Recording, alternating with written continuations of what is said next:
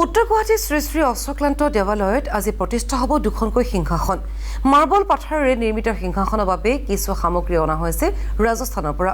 প্ৰায় 200 বছৰ পুৰণি কাঠৰ সিংহাসন বেয়া হোৱাত প্ৰাইডিছ এণ্টাৰটেইনমেণ্ট প্ৰাইভেট লিমিটেডৰ অধ্যক্ষ তথা পৰিচালন সঞ্চালক ৰিণিকী ভূঞা শৰ্মাৰ পৃষ্ঠপোষকতাত নিৰ্মাণ কৰা হৈছে মাৰ্বলৰ সিংহাসন। সিংহাসন নিৰ্মাণ কৰাৰ বাবে সময় লাগিছে প্ৰায় এমাহ। সিংহাসনখনত প্ৰতিষ্ঠা হ'ব ভগৱান শ্ৰীকৃষ্ণৰ বিগ্ৰহ। অধিক জনাব আমাৰ জ্যেষ্ঠ সাংবাদিক দিগন্ত বৰদলৈয়ে।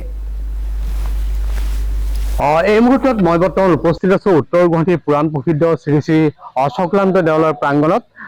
কেম্পাছত গোপাল ঠাকুৰে দেখুৱাইছে এইখন হৈছে দেশ তথা ৰাজ্যৰ এখন প্ৰসিদ্ধ ধৰ্মীয় স্থান। ভগৱান শ্ৰীকৃষ্ণৰ স্মৃতি বিজড়িত এইখন দেৱালয়ৰ কাৰণে আজিৰ এই দিনটো বিশেষ দিন হিচাপে বিবেচিত হৈছে। মই ভিতৰলৈ যাবলৈ যত্ন কৰিছো। কেমেৰা পাৰ্চন গোপাল ঠাকুৰে এই সমগ্ৰ পৰিৱেশ দেখুৱাই আছে।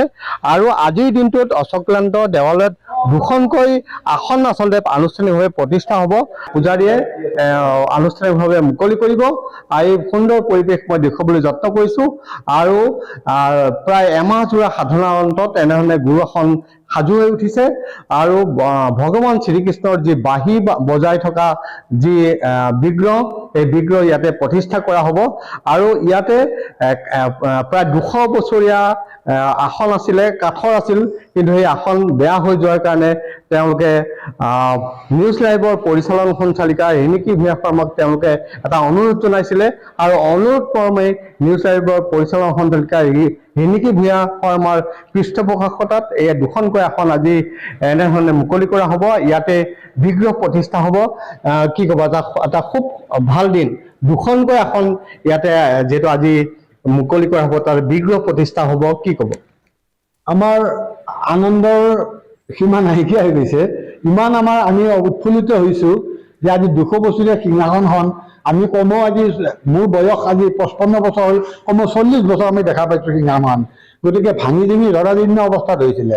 এতিয়াৰ যিটো আমাৰ দলৈ লক্ষীনাথ শৰ্মাদেৱৰ তৎপৰতাত আমাৰ মাননীয় আমাৰ মুখ্যমন্ত্ৰীদেৱৰ সহধৰ্মিনী ৰিণিকী বাইদেৱে তেখেতক অনুৰোধ জনোৱাত তেখেতে সেইটো না নকৰিলে। তলৰ কুৰ্মজনাৰ মন্দিৰৰ যিটো আমাৰ চতুৰ্ভুজ বাসুদেৱ আৰু লাড্ডু গোপাল থাকে, আৰু এইটো অনন্তসাই নাৰায়ণ মন্দিৰৰ বংশীধাৰী শ্ৰীকৃষ্ণ থাকে। গতিকে কিমান দিন লাগিলে এইটো কৰোঁতে? এইটো সময় লাগিছে আমাৰ প্ৰায় এমাহ সময় লাগিছে। আৰু ইয়াত যিখিনি ৰ মেটেৰিয়েলছ লাগে এই সিংহাসন বনাওঁতে, এই গোটেইখিনি আপোনালোকৰ ৰাজস্থানৰ পৰা অনা বুলি আমি গম পাইছোঁ।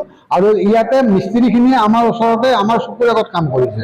কিছু সামগ্ৰী ৰাজস্থানৰ পৰা আহিছে, কিছু সামগ্ৰী ৰাজস্থানৰ পৰা আহিছে। যিখিনি ইয়াত হেৰিবিলাক লাগে সেইবিলাক খোদিত মূৰ্তিবিলাক ৰাজস্থানৰ পৰা আহিছে। আৰু ইয়াতে দেখিছোঁ এয়া হ'ল হাতী, আৰু হাতীৰ ওপৰত এয়া সিংহ। হাতীৰ ওপৰত এনেধৰণৰ সামগ্ৰীখিনি ক'ৰ পৰা আনিছে? এইবিলাক চব ৰাজস্থানৰ পৰা আনিছে।